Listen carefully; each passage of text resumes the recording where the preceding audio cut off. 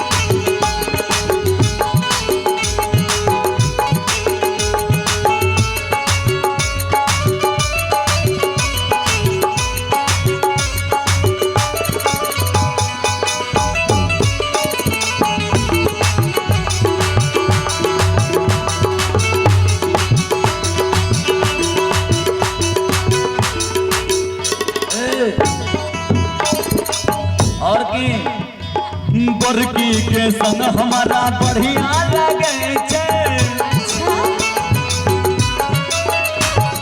बकरी जना हमर कनिया लगे बरकी के संग हमारा बढ़िया लगे बकरी के जना हमर कनिया लगे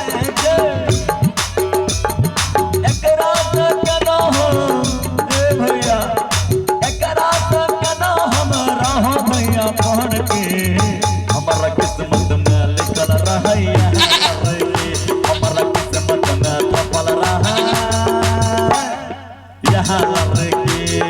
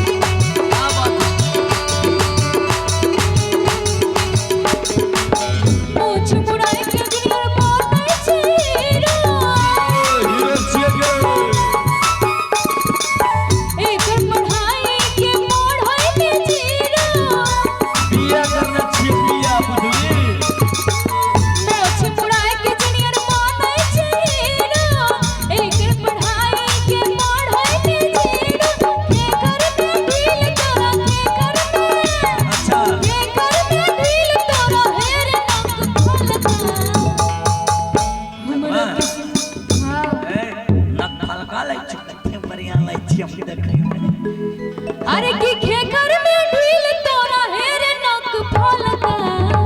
अच्छा कहां हमरा किस्मत में लिखल रही है लड़का हमरा किस्मत में लिखल रही है लड़का हमरा माथा में थपल रहा यह लड़का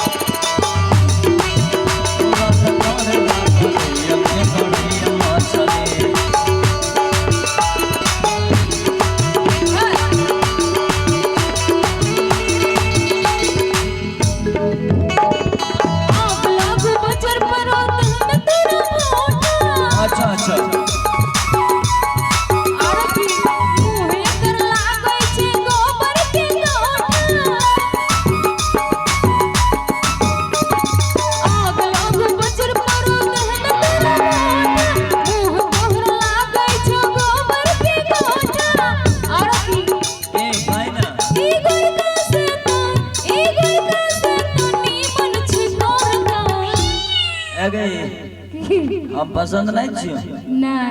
नहीं छियो नहीं कि जेकरा के रुपया जाननी उ पाई निकलल, जेकरा के भाई जाननी उ कसाई निकलल। अच्छा इहो कह रहा है कि हाँ देखियो पगड़ी बन रहा, तोरा तो पसंदे कर लेता कि जेकरा के रुपया जाननी उ पाई निकलल, जेकरा के भाई जाननी उ कसाई निकलल, आ जेकरा कांच कुआर जान के प्यार करनी उ दूगो लड़का के माई निकलल। अरे की मंगना अच्छा अच्छा ई गोरका से तो नी मन छकर तो ए संजीत भैया तोरे कहि छ अच्छा हमरा किस्मत में लिखल रह